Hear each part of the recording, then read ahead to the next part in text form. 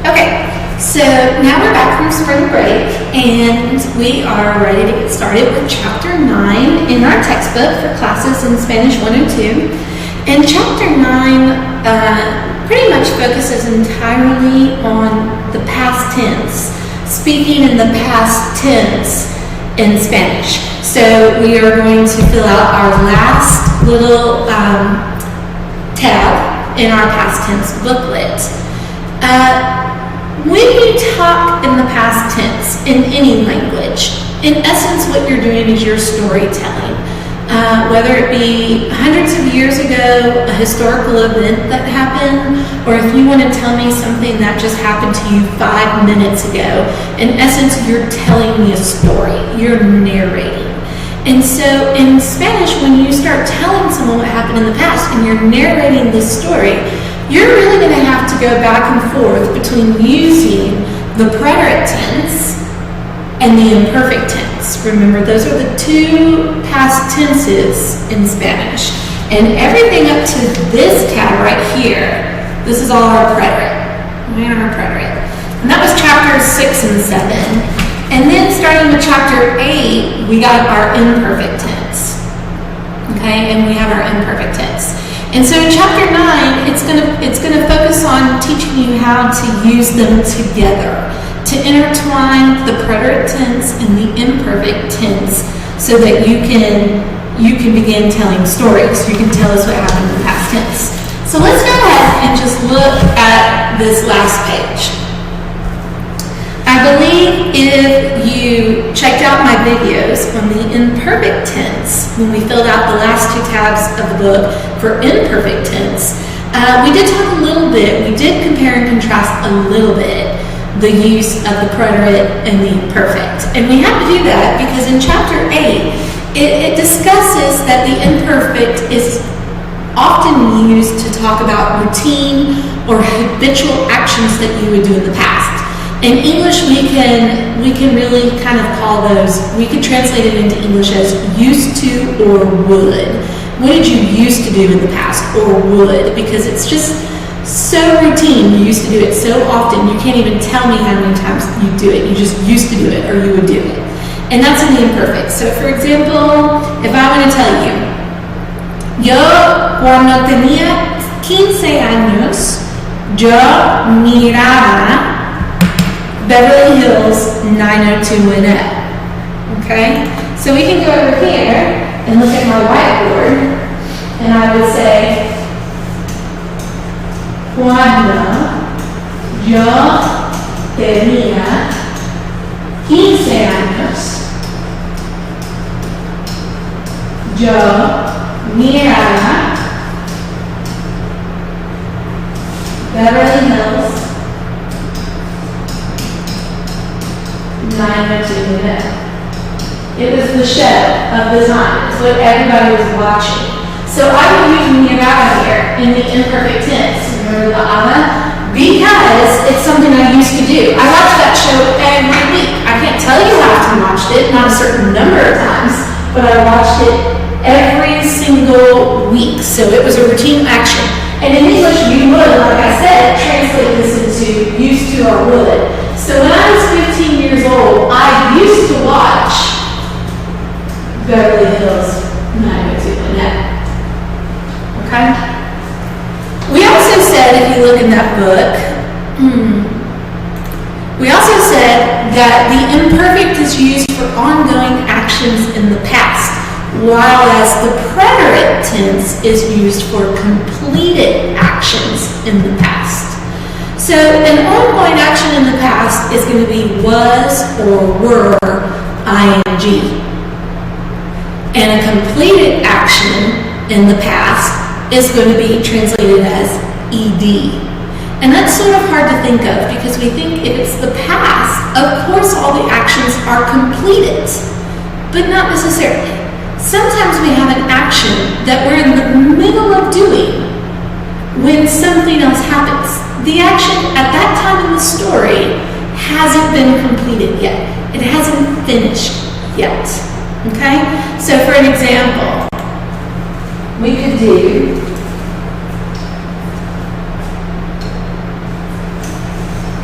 Yo me duchaba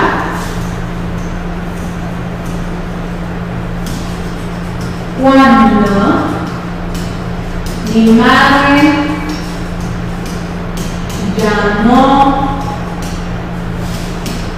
por teléfono. Okay, here we have a mix of both. Here's our imperfect right here. This is our imperfect tense. Because if I'm telling you the story, you won't believe what happened. I was taking a shower. I was taking a shower. Right? When my mother called, and here's our imperfect, our predicate. Because it's called ED. Okay? My mom called. That's a completed action. She actually made the phone call. Completed. But I'm in the middle of doing something when that phone call happens. I was taking a shower. So the imperfect is always going to be your was or were ing. I was taking a shower when something else happened. That completed action, that called. She called. Sometimes in Spanish, I like to think of it, put this in the pink, as ongoing and interrupting. Right?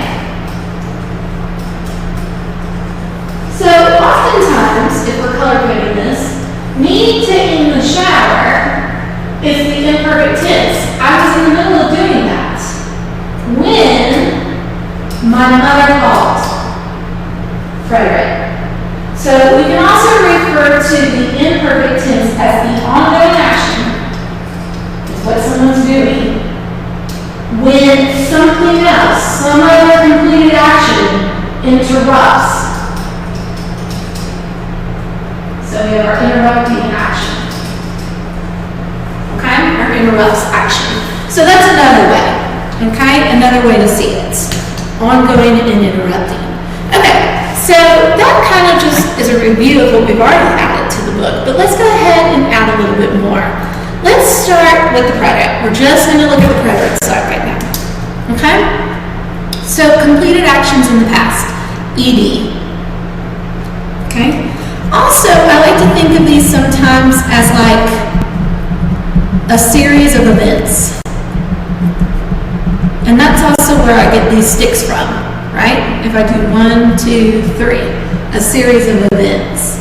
A series of events means that one thing has to happen before the next action starts. So, for example, if a guy goes into a bank and he robs a bank, then there's a series of events that happen there. First of all, the guy goes to the bank, he enters the bank, he takes out his gun, and then he points the gun at people. All of those are a series of events, one event that happens right before the next, okay? For each one of those, we're going to use preterite tense. Okay? You're also going to use the preterite tense if you have a specific number of times that someone does an action.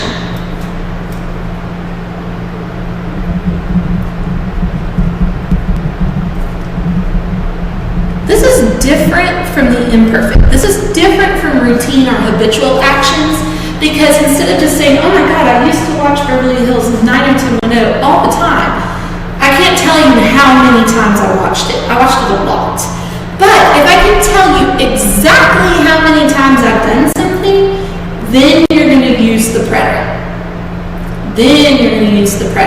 So let's say I used to watch Beverly Hills all the time. But I saw E.T., the movie E.T., I saw that twice. So I would say, yo vi E.T., Dos veces. I saw it twice, okay? Or maybe I taught class today twice. I did. I taught class at 8 and I taught it at 11:30. I can tell you exactly how many times I taught class. And so therefore, I'm going to use the preterite tense.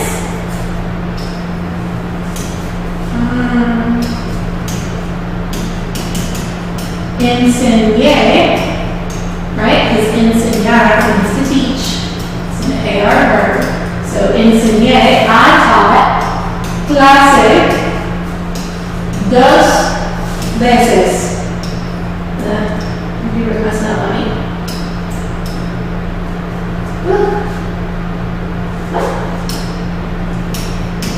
Enseñé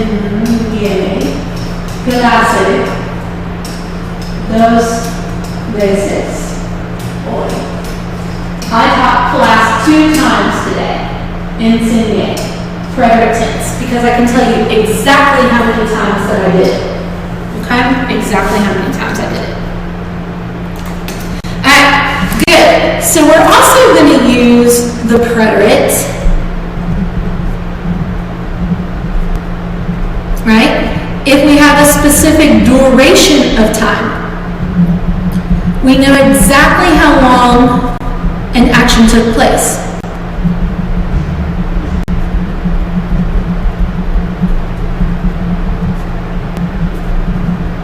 Not at what time, but we know exactly how long it took. So, for example, I could put duration of time an action took place. I could ask my students, how long did y'all study for this test that we just took? And maybe my students studied for 3 hours. I would say los estudiantes, and they're plural, and the word's estudiar, right? So we have to use the third person plural of the preterite tense and an AR verb. Estudiaron.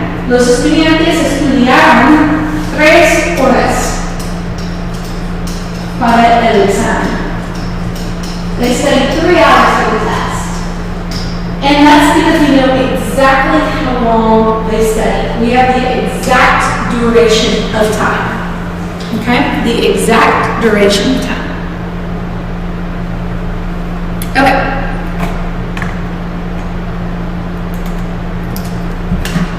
Lastly, over here, we're also going to call this, we're going to add over here as our last bullet, the interrupting action.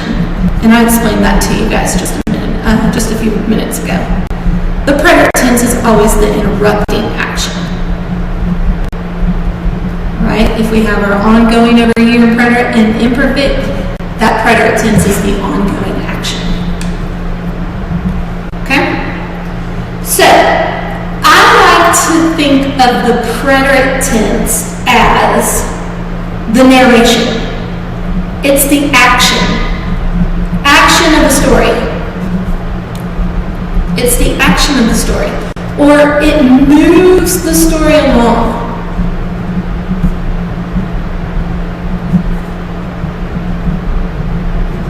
This is the meat of the story. It is the meat of the story. It's the most important part of the story. Okay? And I'm going to give you an example. Everyone hopefully knows the story of Goldilocks. Goldilocks and the 3 bears. Goldilocks, if I told you the story of Goldilocks and the 3 bears, but I only told you the story using the preterite tense, it would sound like this. Goldilocks decided to take a walk in the woods. Goldilocks saw a house in the woods. Goldilocks entered the house. She saw some food. She ate the first bowl. She ate the second bowl. She ate the third bowl. Then Goldilocks went to the bedroom. She saw 3 beds. She lay down in the first bed. She lay down in the second bed. She lay down in the third bed. Goldilocks fell asleep. The bears came home and woke Goldilocks up. Goldilocks screamed and ran out of the house. That's it. That's the preterite. It's the meat of the story, right? It's all the action. Well, if the preterite is all the action of the story, then really the imperfect becomes like the fluff. I call it the fluff. It's kind of the interesting stuff. It's not really necessary to the story, but it's the stuff that makes the story interesting. It's the fluff, whereas this is the meat. Okay? So, what can we add to the story of Goldilocks and the Three Bears that would make it more interesting? Well, we probably would want to add, why is she called Goldilocks?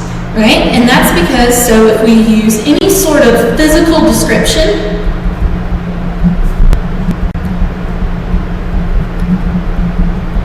it's going to be in the imperfect. Any physical description. So if we said Goldilocks had long blonde hair, then we're going to have to use the word tenía in the imperfect tense because we're describing her. Okay? Well, we'd also say when she went into the cottage and she saw the bowls of porridge, what encourages her to eat those bowls of porridge? Well, she's hungry. So any sort of physical or emotional condition.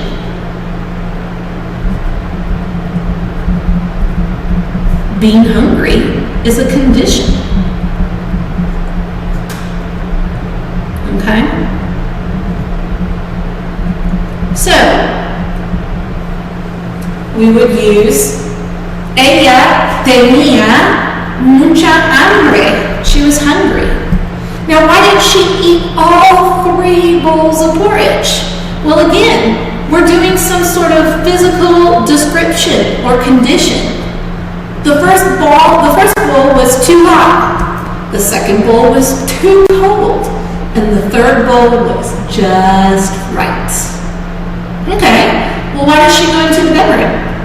Goldilocks is tired. Again, this is her emotional and physical condition. She's tired. So, Goldilocks goes into the bedroom. When she sees the bed, she lays down on the first one, but why doesn't she like it? Too hard, right? Physical description. Why doesn't she like the second bed? Too soft. It's a physical description. What about the third bed? It's just right. Physical description. So any kind of description is going to use the imperfect tense. Okay? Well, when the bears came home and they woke her up, Goldilocks was scared. She was frightened. This is her emotions. Emotional conditions. Okay? So physical description, emotional condition, all imperfect. She was so scared, right? That must be an emotion. And she ran out of the house. Now, we also use the imperfect to set the scene.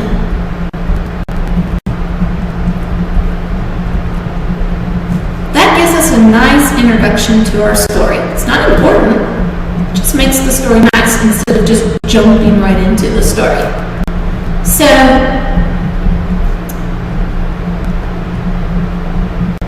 I could say, once upon a time, there was a girl named Goldilocks. Yeah, because she had long golden hair. Once upon a time is setting the scene. We would say that in the imperfect. Other things that can help us set the scene are weather. Weather sets the scene. I'm going to tell you a ghost story. It's nicer. The ghost story becomes more interesting and more believable if I say it was a cold, dark night. Not even the moon was out. Okay? You couldn't even see 10 feet in front of you if I told you the weather, and it was raining. That helps set the scene. Other things that set the scene is time. Not how long, not the duration of the time of an action, not how long something took place, not like studying for 3 hours. This is like time on the clock. Time on the clock. The light turned off on me. So if you're going to tell me, what time did Goldilocks go for her walk. Maybe you can say, once upon a time, at 3 o'clock in the afternoon, a young girl named Goldilocks decided to go for a walk. Okay, so if you're telling me at 3 o'clock, you're setting the scene. We also use the imperfect for background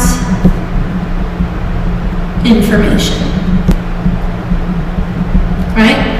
Really, it's not exactly the meat, the action of the story you're trying to tell me right now. You're not telling me, not the action of the story of what happened, but you're giving me some background information to it. And background information can be people's names. So we would say, una muchacha que se llamaba Goldilocks. Names are in the imperfect when you say se llamaba Goldilocks. Age.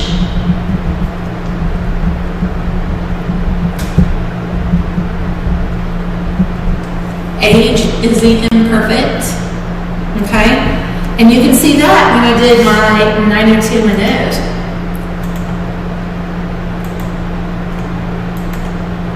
Right here. Cuando yo tenía 15 años, when I was 15, I'm telling you how old I was. Age is background information. Do you really need to know that? Or do you just need to know that I used to watch 90210? That's the most important thing. I used to watch 902 all the time. Now, the fact that I watched it when I was 15 is just kind of added background information, some fluff. So age, using the verb tener, is going to be in the imperfect as well. Okay? Alright, so we have the meat of the story is the preterite. It's the action.